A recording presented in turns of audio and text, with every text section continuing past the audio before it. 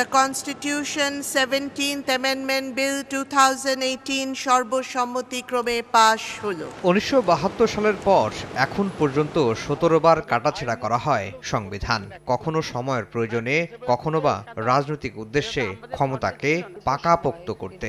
ইতিমধ্যে আমরা 14টা bill pass. অনেকের মতে বর্তমান সংবিধানে প্রধানমন্ত্রীর পদে বসে যে কারো স্বৈরাচারী হয়ে ওঠার সুযোগ রয়েছে।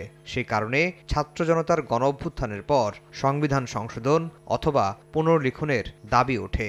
এই আলোকে গঠিত হয় সংবিধান সংস্কার কমিশনও। আলোচনা চলছে অন্তত 12টি অনুচ্ছেদে সংশোধনী আনার। এছাড়া তত্ত্বাবধায়ক সরকার ব্যবস্থা সংবিধানে ফিরিয়ে আনা নিয়েও চলছে আলোচনা। সিনিয়র আইনজীবীরা বলছেন, মৌলিক কিছু সংশোধনীর দরকার থাকলেও গণতান্ত্রিক প্রক্রিয়া এবং জবাবদিহিতা নিশ্চিত করতে পারলে বর্তমান সংবিধান দিয়েই বৈষম্যহীন সমাজ গঠন সম্ভব।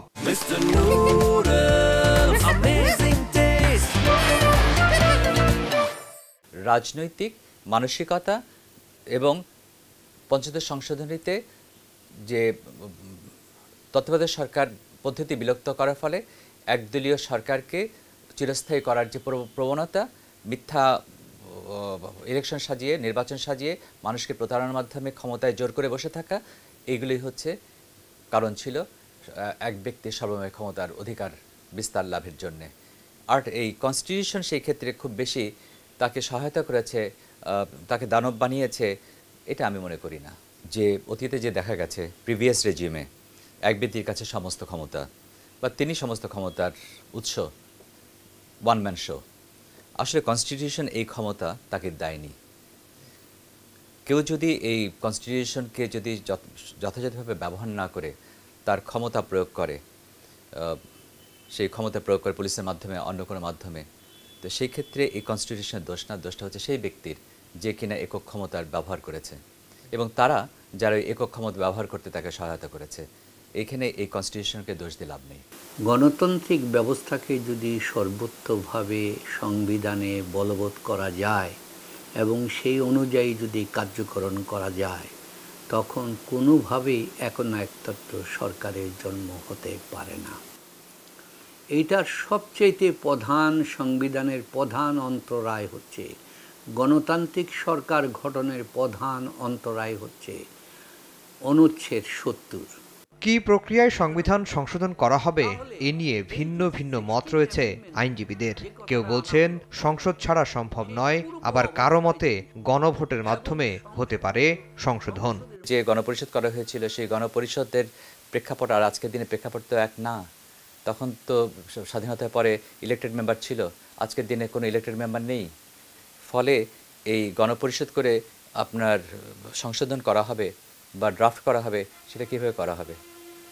আদার দ্যান এ পার্লামেন্ট এই সংশোধন সম্ভব হবে কেমন করে? সংশোধন, পুনর্লিখন, সংস্কার যাই বলা হোক না কেন, সেটা করা সম্ভব হবে কেমন করে? That's a big question. যেটা হতে পারে যে সর্বসম্মতিতে একটা খসড়া তৈরি হতে পারে, যেটা পরবর্তী পার্লামেন্টে প্লেস করবে। তারা যদি মনে করে এই যে সংশোধন হচ্ছে বা যাই হচ্ছে কনস্টিটিউশনের, সেটা তারা সর্বসম্মতিক্রমে এই যে 3/4 মেজরিটিতে পাস করবেন, তারা পাস করবেন, সেটা তো মানুষ নির্ধারণ করবে। এখন আজকে যদি সংস্কার করা হয়, তবে বাংলাদেশের মানুষ এতে সর্বসম্মতিতে সিদ্ধান্ত দিচ্ছে, এটা প্রমাণ হবে কেমন করে, unless there is a parliament. অন্তর্বর্তীকালীন সরকার যদি চায় না, কেউ কেউ তো গিয়ে এটা প্রস্তাব করবে, তারা এটা করবে, করার পরে এটা পরবর্তীতে যেই সংসদীয় সরকার গঠিত হবে, অবশ্যই সেই সরকার সংসদ করতে এটা অনুমোদিত হতে হবে।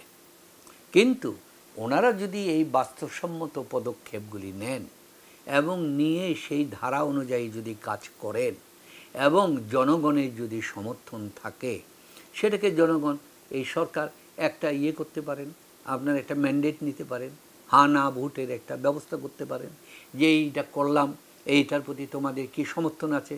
জনগণের সমর্থন নিলে সেটাও আবার কিন্তু একটা সাংবিধানিক স্বীকৃতি থাকে।